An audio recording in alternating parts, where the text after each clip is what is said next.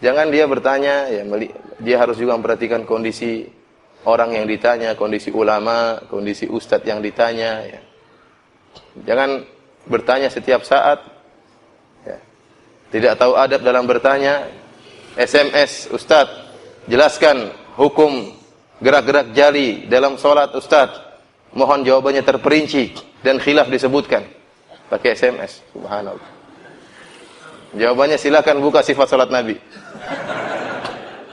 Gimana tanya begitu tidak punya adab?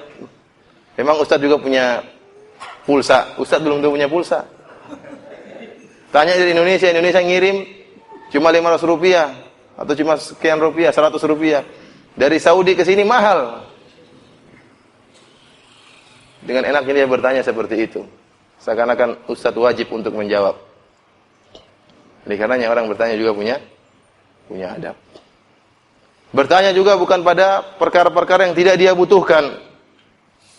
Hanya sekedar perkara-perkara iftiradiyat, perkara-perkara yang masa depan yang belum tentu ada terjadi. Ustaz, bagaimana jika seorang pergi ke bulan, Ustaz? Salatnya menghadap kemana?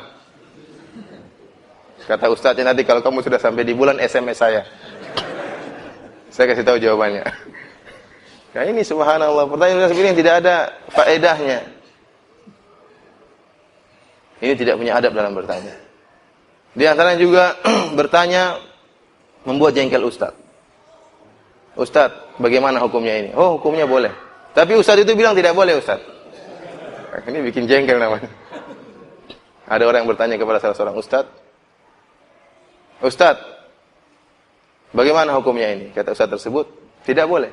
Tapi Ustaz Yazid bilang boleh. La Yazid wala Yuzad, kata. Tidak Yazid dan tidak juga Yuzad.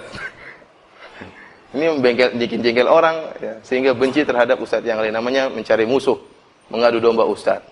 Dan ini sering disampaikan oleh Syekh Ibnul Utsaimin rahimahullah dalam syarah Hilyatul Thalibil Ilm, adab-adab orang yang hendak menuntut ilmu. Syekh Ibnul Utsaimin rahimahullah menyebutkan, betapa sering saya berfatwa. Tiba-tiba yang bertanya mengatakan, tapi Syekh Albani bilang begini, bilang begitu. Kan tidak beradab seperti ini. Antum kalau ingin memprotes, sebutkan dalil. Atau sebutkan langsung Syekhul Islam Ibnu Taimiyah. Tapi kalau dibandingkan dengan ustadz yang merupakan akron yang sezaman dan setingkat ilmunya, ini namanya ngadu domba. Ini namanya apa? Ngadu domba. Tapi kalau antum bilang Rasulullah bilang begini, itu lain lagi. Atau Ibnu Taimiyah bilang demikian, tentunya ustaz tersebut tidak akan tersinggung. Antum tanya, Ustaz Firanda bagaimana hukumnya ini? Tidak boleh. Tapi Syekh bin Bas bilang begini. Itu tidak jadi masalah. Tapi kalau Ustaz Firanda hukumnya, tapi Ustaz ini bilang begini. Orang namanya manusia kan apa? Emosi. Siapa dia? Ustaznya emosi sudah. Ustaz juga siapa?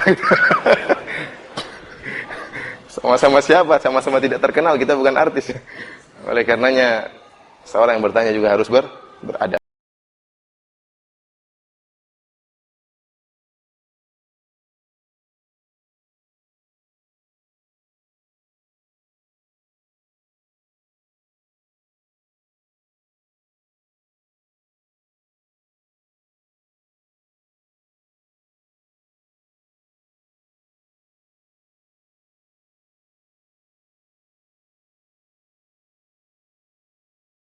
Yang